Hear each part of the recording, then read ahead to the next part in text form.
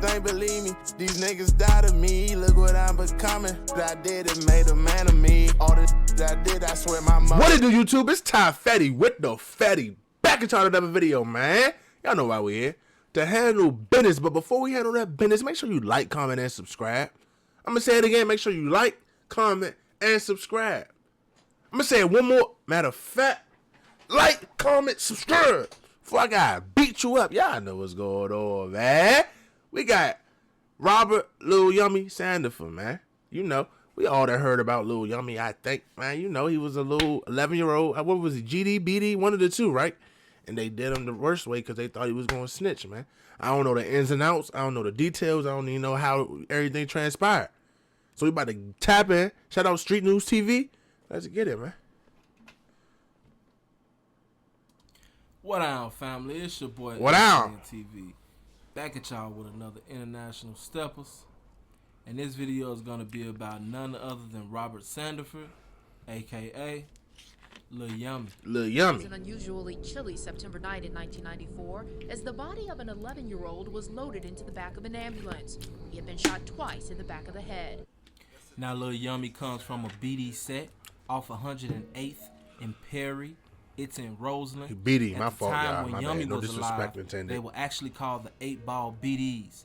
But up in today's time, they're called Rubeville. Yummy was also born into a rough situation. It was 1983, the actual beginning or towards the beginning of the crack era. Yummy's mother was on drugs real bad, and his father wasn't in his life much because he was incarcerated. When Yummy was only 22 months old, he ended up going to the hospital and getting a physical examination, which actually determined that he had been burned on his arms and his neck with cigarettes. And also he had been physically beaten. Yummy's mother, Lorena Sandifer, initially said that Yummy's father, a guy that goes by the name of Robert Akins, was responsible for the physical abuse. Later on, she will recant her statement. In 1986, when Yummy was only 3 years old, him and his siblings were removed by DCFS from his mother's house when she was deemed unfit. She had over 30 drug-related arrests, and she was also involved in prostitution. After leaving their mother's house, Yummy and his siblings would then move in with his grandmother. She stayed in the Roseland area. Some people say that Yummy moving in with his grandmother was actually worse than him staying with his mother because she would have up to 19 kids at a time in the house, and she really couldn't pay attention to all of the kids. 19 kids in one house?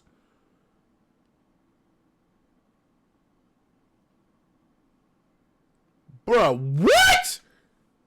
Bro, that is so many kids, bro. That's so many kids to take care of, to wash, to feed, to clean, to, like, oh my gosh, bro. And Yummy never got the attention that he needed. At the age of 8, Yummy had already dropped out of school and began hanging with the BDs, where he learned how to steal cars and break in houses. A psychological examiner at the time reported that Robert is a child growing up without any encouragement and support, and that he has a sense of failure that has infiltrated almost every aspect of his inner self. That's crazy, bro. Yummy would eventually become the front runner for the 8-ball BDs because he was so young at the time that he couldn't even go to juvenile. And also, he had a longing to belong to something. So he would basically do anything that the gang leaders told him to do. In fact, Yummy had caught 23 felonies and 5 misdemeanors in the course of running errands for the BDs. 23 felonies at 8. Having 23 felonies at age 11 is insane, bro. Just imagine you go to school, right? Everybody, you know, kicking it. Yeah, I got 4 pairs of shoes. Yeah, I got 6 pairs of shoes. Oh, I got 3 hoodies. I got 23 felonies. Yeah, 6th grade. 23 felonies is crazy as an 11-year-old. Crazy. The charges that he accumulated consisted of murder, arson, armed robbery, and drug possession. Yummy would catch his first robbery charge at the tender age of 10 years old. Bruh, I swear to God, bruh, I ain't gonna lie. Now, not to joke about the situation. You let a 10-year-old rob you, bro. You deserve everything that came with it, bro. You gonna have to spank me, or we gonna fight for this blick in your hand or something. Nah, and no 10-year-old about to get up on me, bro. It's not gonna happen. I'm sorry, bro. You gonna have to either spank me, or we gonna box it out for real, and you gonna get the shit beat out you. I'm telling you, that's crazy, bro. That's crazy. Yummy was also known to the other kids around his age in the neighborhood as a bully because he would always beat them up and rob them for their money. In 1993, Yummy and his siblings would again be moved by DCFS to the Lawrence Hall DCFS shelter on the north side, in which Yummy would run away, never to return. In fact, from 1993 until his death in 1994, his living arrangements and whereabouts were unknown, although he continued to get arrested. Is there a lot of shooting around here? Yeah, especially on 108th, the 108th Street, 108th. On August 28th, 1994, Yummy was sent on a mission to slide on his rivals by the leaders of the 8-Ball BDs. He hopped out the car with a 9mm semi-automatic. He sprayed the area in which several kids were hit, one being 14-year-old Siobhan Dean. She was rushed to the hospital where she would later die. After the death of Siobhan Dean, Lil Yummy would go into hiding as there were many witnesses that identified him as the shooter on the scene of the crime. Yummy was then housed by the 8-Ball BDs and given specific instructions not to leave because the police were on the hunt looking for him. But on August 31st, 1994, Yummy would leave to go to his grandmother's house to see her one last time before he turned himself in, with Yummy disobeying direct orders to stay in the house that was put in place by the 8-Ball BDs for fear that if the police caught Lil Yummy that he would tell on the hierarchy of the BDs. There was a man that was sent by the name of Craig Hardaway, who at the time was 16. I mean, my whole thing is, bruh, if you even gotta question that to that extent, why even have him running with y'all, bruh? You're not even supposed to have nobody running with y'all that y'all think a snitch. Now, granted, you know, it's people that be in gangs and etc. that do end up being rats. But when they was brought into that gang, nobody thought they was gonna be a rat. So that's different. But if you even think that, like, for them to think that he could possibly tell if he get caught, bro, that means you shouldn't even had him in them drills regardless, point blank period. Like, what was the, like, we know he a young foot soldier. That's what we called him where I'm from. He a young foot soldier. Like, it's a rapper called named Young Foot Soldier. That's just lingo where I'm from. He a young foot soldier, bro. He get caught, it's a slap on the wrist, whatever he do, bro. Or if he do something, he going to juvie, bro. We gonna eat that. He gonna be right back home. You hear me? So you get them to do stuff so that y'all don't go get life sentences, etc. Okay, all right, I get that.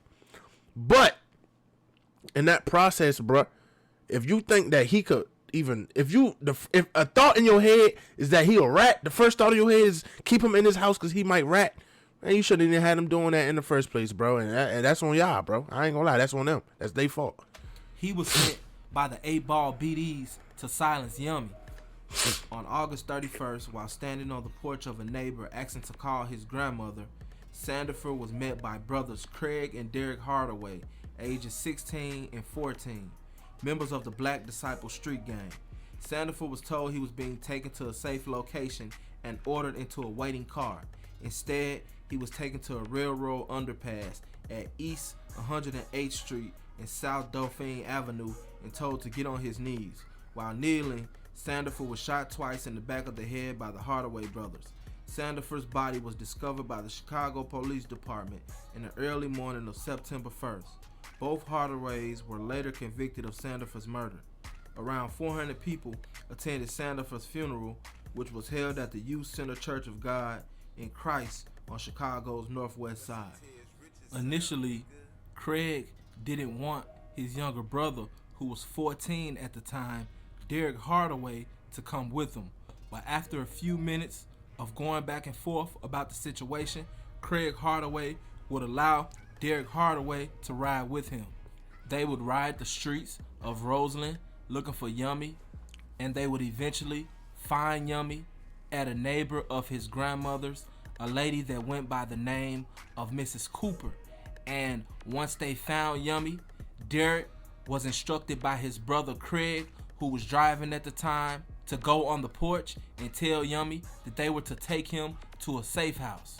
After the brothers picked Yummy up, he was taken to a viaduct under the train tracks at 108th Street between Dauphin and Cottage Grove. He was told to get on his knees, and he was shot in the back of the head twice, being murdered execution style.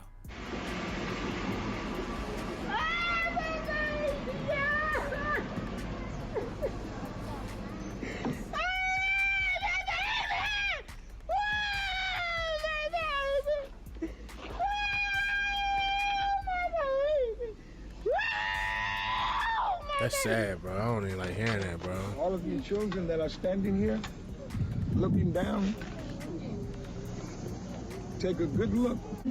Cry if you will. Make up your mind that you will never. That's an OD, bro. I don't like looking at photos, bro. I gotta let y'all watch it, bro. I hate shit like that. I Yummy's ain't gonna lie to body was y'all. found in the early morning of September 1st. After his body was found, the police immediately began to backtrack in his investigation, in which they came across a witness that said that Gary and Derek were the last people that were seen with Yummy Sandifer. The police would eventually make their way to the Hardaway house, where only Derek was present. The police noticed immediately that Derek was acting funny, and they were given permission by the father of Derek Hardaway to take him to the police station for questioning. After being taken to the police station, Derek Hardaway's statements would continue to change until eventually he ended up making a statement saying that his brother was the one responsible for pulling the trigger on Yummy. And they talking about rats. They talking about they worry about Yummy ratting, and they ratting. They ratting, bruh. They ratting, bruh. Told y'all, man, the streets been finished. I don't care what y'all say. It ain't just get worse when we, nah, bro. It been like this, bro. The streets done. It's over with, bro. They gonna turn on anybody. Just, you know what I mean? Hey, it's finished, man. If a nigga ain't ratting, he an anomaly, and that's how I look at it. I ain't gonna lie. The Hardaway brothers would eventually be charged, tried, and convicted, with Derek Hardaway receiving 45 years and Craig Hardaway receiving 60. The death of Lil Yummy. And then they rat and still get their ass spanked, Holmes. They rely rat, bruh, and get spanked still, bruh. That ratting don't take no time off your sentence, bruh. Hey, nobody learns that yet, bruh. If you not no confidential informant, bro, you are not getting no time reduced, bro. You talk like, bro, people really be ratting, bro. Like, bro, where I'm from, bro, these two people I know, bro, like not necessarily like literally like I know, but like I didn't see them around, dap them up, you know, I know of them. We was cordial, feel me? They went on the move, bro. Somebody passed away. They both got locked. One of them ratted. The other one kept the solid 8 rat. Bruh. The person that ratted got 17 years, bruh. The person that ain't rat got 18 years, bruh. He ratted, bruh.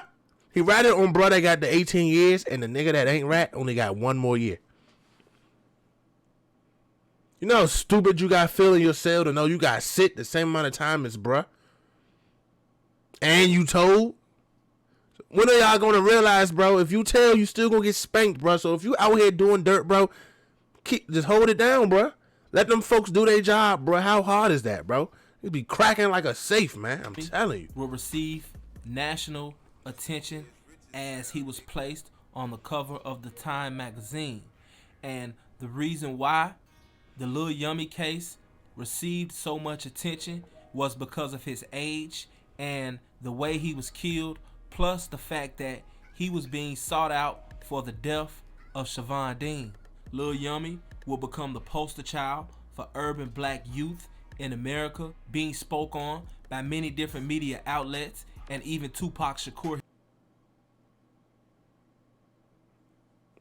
he got copyrighted. He definitely muted this joint. That's what happened. I know the YouTube game now. They copyrighted him. Think Yeah. one thing that we can learn about the life and death of Robert Yummy Sandiford is this.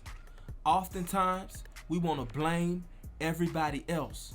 But in all actuality, society, us, we should blame ourselves. Lil Yummy's mother was on drugs. Lil Yummy's father was locked up. Mm-hmm. Lil Yummy's grandmother could not show him the proper love and attention that he needed because she was too occupied with all the rest of the kids.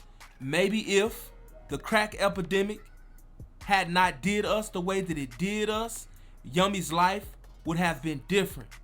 Maybe if we took the time out to pay attention to what's going on with our kids, then and even now, Yummy's life may have been different.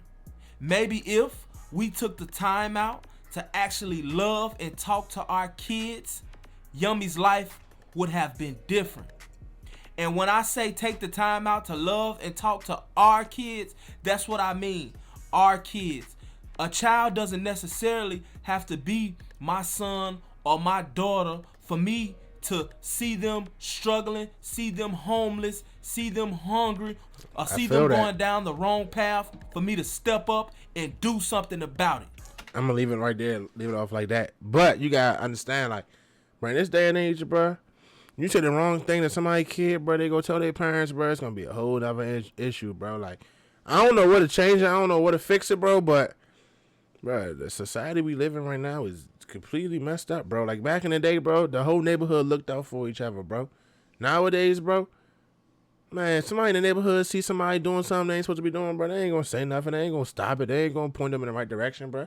And if they try to do that, and that kid go back to his parents and say, so-and-so disrespected me, said this, that, and the other, the third, put his hands on me, whatever, lie, whatever he do, it's going to be a problem. It's going to be a bigger issue that ain't going to stop. It's a revolving door, bro. Like, I don't know where to stop it, bro, but the society we live in right now is not it, bro, and I'm here to tell y'all, and I live in it. Like, I'm still a kid, though, for real. Like, I'm not no kid, but I'm young, bro. I'm only 23 years old, but I see it, bro. I ain't no dummy, bro. I see it. You feel me? But with that being said, man, hold up. Rest in peace, Robert, man. Rest in peace, Lil Yummy, man. You feel me? He's too young to go, man. It's sad. It's a sad story. You feel me? But Chicago, bro. Born with a ski and a switch. I can tell y'all this every time. With that being said, it's Ty Fetty with the Fetty. Make sure y'all stay smart and stay dangerous. I'm going to catch y'all next time. I'm gone.